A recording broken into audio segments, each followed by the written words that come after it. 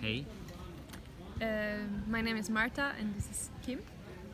And we did a little lab where we shared some of acrobatic propositions, partner acrobatic propositions within contact improvisation, especially also going into height, standing on top of each other's shoulders, and how to make that safe and how to improvise in that realm.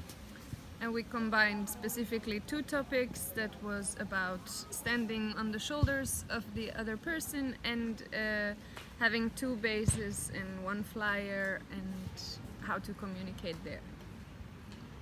I think that's it. Mm-hmm.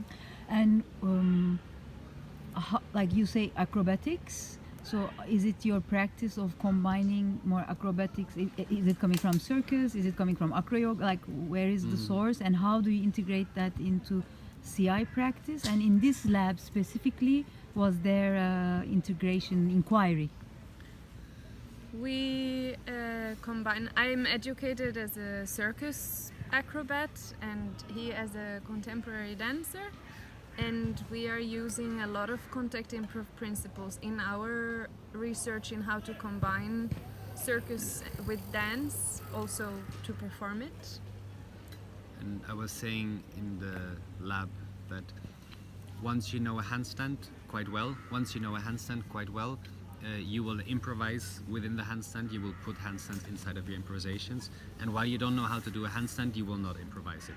So there's something of just proposing technical skills and how to be safe within them before you can improvise and mess around with them. And we find that in our own practice, only once we really understand the trick that we dare to fall out of it, that we dare to do it with closed eyes and really make it about the communication and the lines.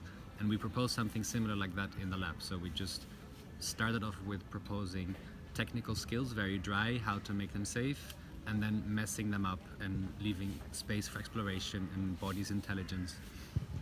And we do also labs in our own practice, and often then we invite both people from circus and from dance and invite them to share principles with each other.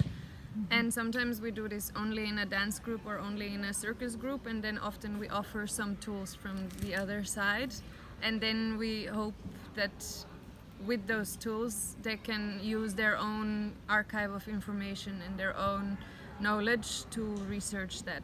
Of course. And when you say archive of knowledge, then we are very interested to not have it this archive, but this archive. Like all the understandings of how to build lines, how to partner, instead of talking about them, let's just do them and the bodies figure it out.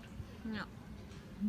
And in this context of the Freiburg Contact Festival, teachers meeting, labbing, how do you feel this lab contributed to other teachers' teaching practice maybe? Or did you take something for your own teaching practice from this lab? I think both. I think one by what I said earlier about the handstands, one by offering tools. I feel like it's a little virus that you insert and the knowledge trickles through to other bodies. One body understanding one thing, it's transferred to the next body.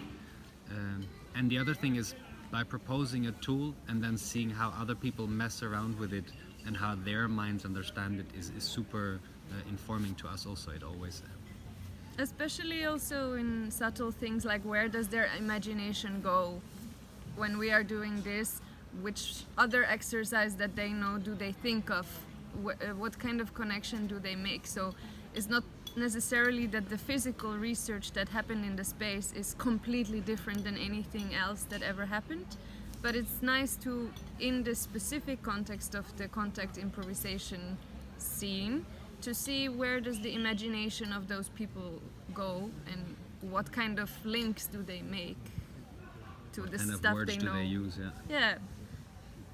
And of course it's a short time and it's just a little